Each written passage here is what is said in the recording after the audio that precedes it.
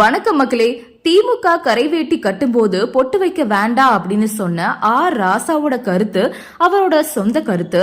திமுக தலைவர் மு.க. ஸ்டாலின் அப்படியெல்லாம் சொல்லவே இல்லை அப்படின்னு அமைச்சர் சேகர் பாபு தெரிவிச்சிருக்காரு. நீலகிரியில திமுக மாணவர் அணி சார்பில் ஒரு நிகழ்ச்சி நடந்துச்சு. அந்த நிகழ்ச்சியில ராசா திமுக கரைவேட்டி கட்டிக்கிட்டு பொட்டு வைக்கிறது பத்தி பேசி ஒரு சர்ச்சையை கிளப்பிட்டாரு.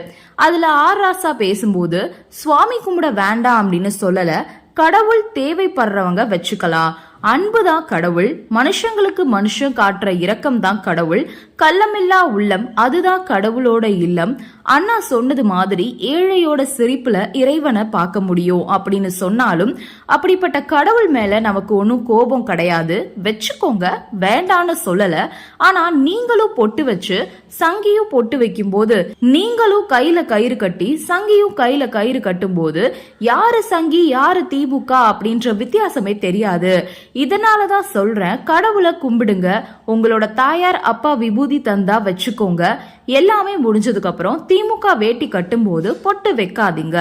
ஏன்னா கொள்கை இல்லாம போனா அரசியல் கட்சி அழிஞ்சு போயிடும். இதை நோக்கி நகர்ந்து கொண்டு இருக்கிற கட்சி தான் அதிமுக, எடப்பாடி பழனிசாமி அப்படின்னு பேசிருக்காரு. கரைவேட்டி கட்டும் போது பொட்டு வைக்காதீங்க அப்படின்னு ஆர் ராசா சொல்லி இருக்கிறது பெரிய சர்ச்சையை கிளப்பி இருக்கு.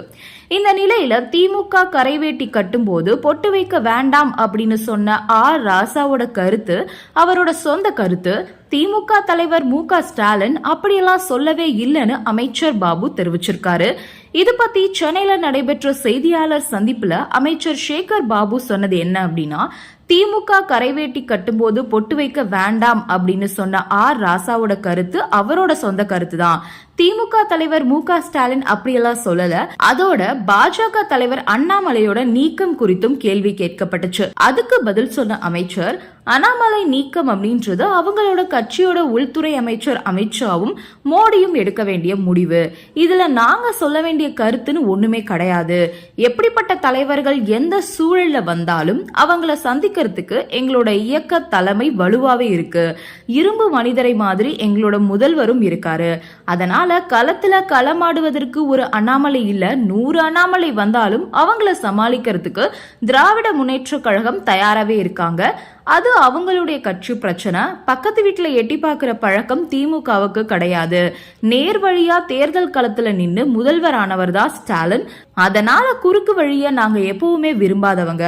மற்ற இயக்கத்துல நடக்கிற குளறுபடிகளை வச்சு ஆதாயம் தேட நினைக்கிறாங்க. ஆனா எங்களோட கொள்கை, இயக்கம், கோட்பாடு, லட்சியங்களை மையப்படுத்தி நடைபெற இயக்கம் திமுக அப்படின்னு சொல்லிருக்காரு. இந்த வீடியோ உங்களுக்கு பிடிச்சிருக்கு அப்படின்னா லைக் பண்ணுங்க, ஷேர் பண்ணுங்க, மறக்காம சப்ஸ்கிரைப் பண்ணிடுங்க. நன்றி, வணக்கம்.